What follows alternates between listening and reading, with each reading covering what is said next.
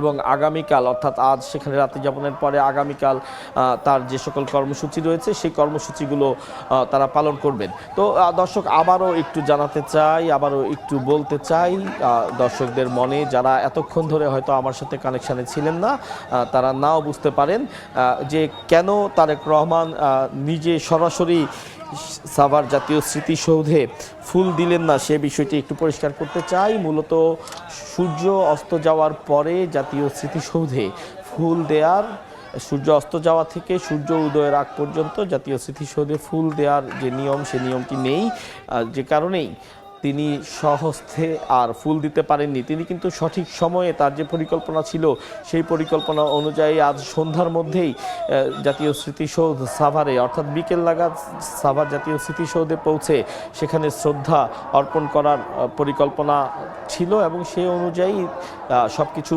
সাজানো হয়েছিল। কিন্তু যেহেতু জুমার পরে তিনি শেরেবাংলা নগরে অবস্থিত শহীদ বিএনপির প্রতিষ্ঠাতা শহীদ রাষ্ট্রপতি জিয়াউর রহমানের সমাধিস্থলে গিয়েছেন এবং সেখানে যাওয়ার জন্য বের হয়েছিলেন, কিন্তু পথে জনগণের এই যে অকৃত্রিম ভালোবাসা, সেই ভালোবাসা আসলে তার গতিটিকে অনেক স্লথ করে দিয়েছিল, যার কারণে তাদের যানবাহন খুব ধীরে চলেছে। যেটি আমরা বারবার বলেছি যে দুপুরে বাসা থেকে বের হওয়ার পরে যে রাস্তায় যেতে বড়জোর 20 মিনিট লাগার কথা, সেখানে 2.5 ঘন্টা পর তারা পৌঁছেছেন এবং সেই সমাধিতে মাত্র আধা ঘন্টা তারা অপেক্ষা ছিলেন। সেই আধা ঘন্টার মধ্যে জিয়াউর রহমানের সমাধিতে তারা ফুল দিয়েছেন, কবর জিয়ারত করেছেন, মোনাজাত করেছেন এবং আমরা দেখেছি যথেষ্ট আবেগ আপ্লুত তারেক রহমানকে, যা অত্যন্ত স্বাভাবিক।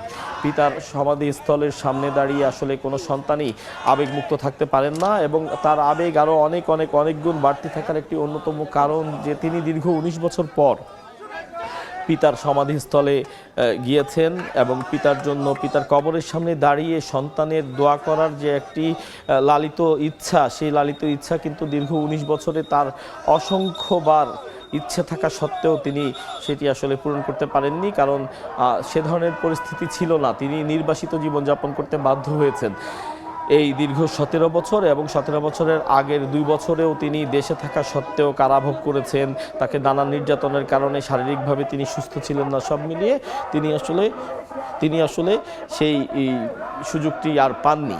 তো এই কারণে দীর্ঘ 19 বছর পর তিনি তার বাবার কবরে গিয়ে কবর জিয়ারত করেছেন।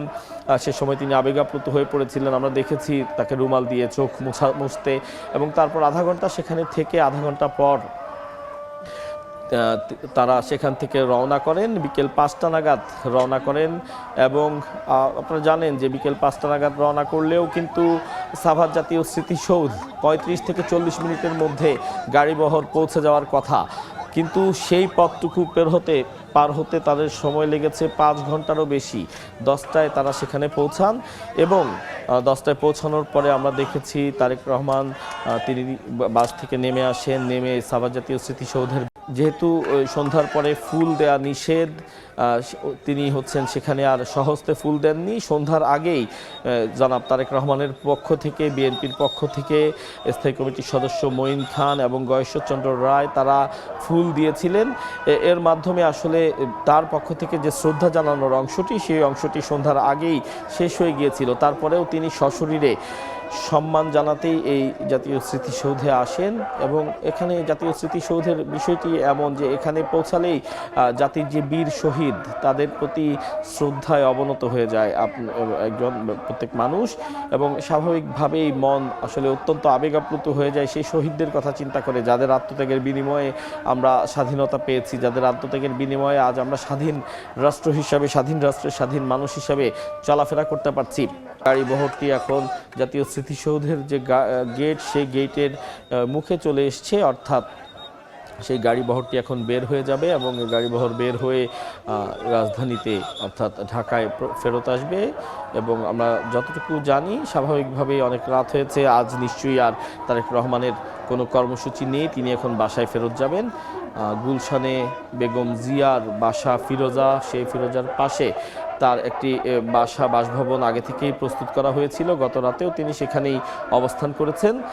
আজ এখন আবার তিনি সেখানেই ফেরত যাবেন। এই মুহূর্তে তারা বের হয়েছেন এবং আজকের দিনের মতো আর কোনো কর্মসূচি জনাব তারেক রহমানের নেই। গতকালকে থেকে আজকে পর্যন্ত তার যে সকল কর্মসূচি ছিল, যখন যেখানে ছিল, যে অবস্থায় ছিল, প্রত্যেকটি বিষয় আমরা সরাসরি আপনাদের সামনে তুলে ধরেছিলাম। আজকেও আমরা তা তুলে ধরেছি এবং আগামীকালকেও তার যে কর্মসূচিগুলো থাকবে সেগুলো আমরা আপনাদের সামনে তুলে ধরবো। সময় সংবাদের সাথেই আপনারা থাকুন।